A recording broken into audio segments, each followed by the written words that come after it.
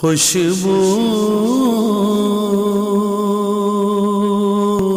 بسم اللہ الرحمن الرحیم الصلاۃ والسلام علیک یا رسول اللہ وعلی آلک واصحابک یا حبیب اللہ۔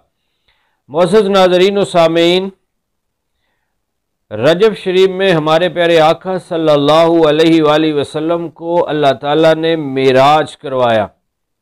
جنت کی سیر، دوزخ کا معائنہ، آسمانوں کی سیر اور عرش، کرسی اور پھر سدرۃ المنتہا، پھر اپنا دیدار بھی عطا فرمایا۔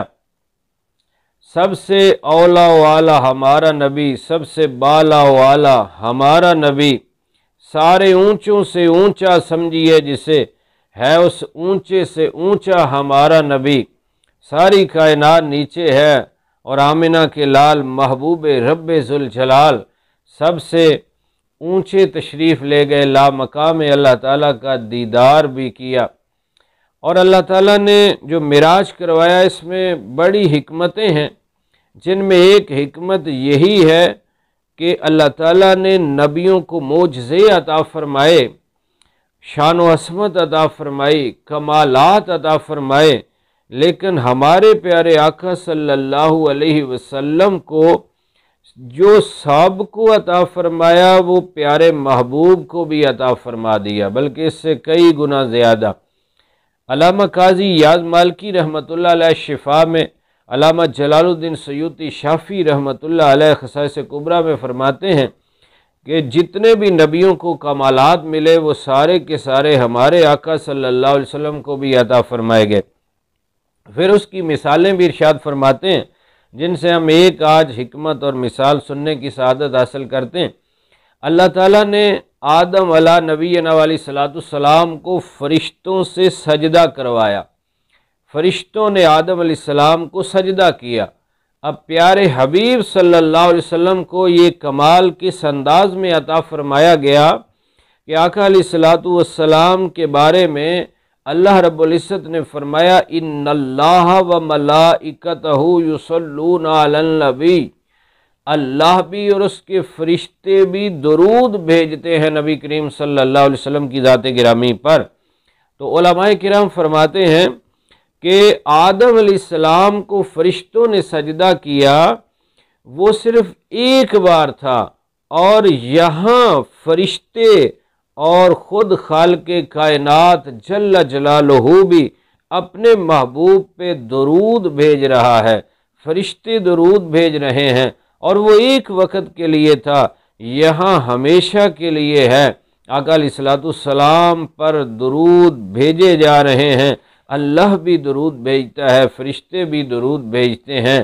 اور پھر آدم علیہ السلام کو جو سجدہ تھا اس کی حکمت بیان کرتے ہوئے بھی علامہ فخر الدین رازی رحمۃ اللہ علیہ تفسیر کبیر میں، اور حضرت علامہ اسماعیل حقی رحمۃ اللہ علیہ تفسیر روح البیان کے اندر فرماتے ہیں کہ آدم علیہ السلام کو بھی جو سجدہ کروایا گیا اس میں بھی حکمت یہ تھی کہ ان کی پیشانی کے اندر نور مصطفیٰ چمک رہا تھا، ہمارے پیارے نبی صلی اللہ علیہ وسلم کا نور تھا، اسی نور کی تعظیم کے لیے وہ سجدہ بھی تھا۔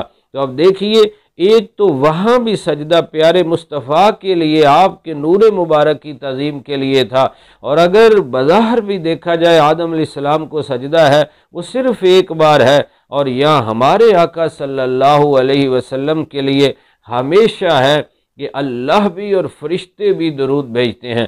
اور اللہ کا درود کیا ہے؟ بخاری شریف میں ابو العالیہ فرماتے ہیں کہ اللہ کا درود یہ ہے، وہ فرشتوں میں اپنے محبوب کی تعریف و ثنا فرماتا ہے۔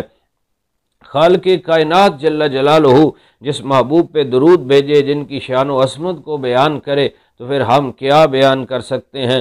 بریلی کے تاجدار اعلی حضرت امام اہل سنت پروان شمع رسالت، عشق ماہ رسالت، امام احمد رضا خان علیہ رحمت الرحمن کیا خوب فرماتے ہیں کہ عرش حق ہے مسند رفت رسول اللہ کی، دیکھنی ہے حشر میں عزت رسول اللہ کی، لا و رب العرش جس کو جو ملا ان سے ملا، بڑھتی ہے کونین میں نعمت رسول اللہ کی۔ وہ جہنم میں گیا جو ان سے مستغنی ہوا، ہے خلیل اللہ کو حاجت رسول اللہ کی۔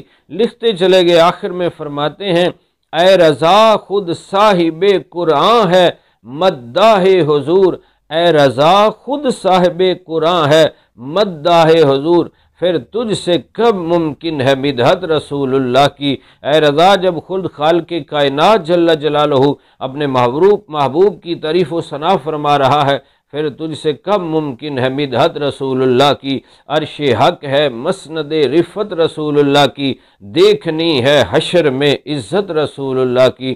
اللہ رب العزت ہمیں معراج مصطفیٰ صلی اللہ علیہ وسلم سن کر ہمارے مزید عشق رسول میں، محبت رسول میں اضافہ فرمائے، اور ہمیں اپنے محبوب صلی اللہ علیہ وسلم کا سچا غلام بنائے۔ انشاءاللہ آگے حکمتیں اور سننے کی سعادت حاصل کریں گے۔ آمین بجاہ النبی الامین صلی اللہ علیہ وسلم۔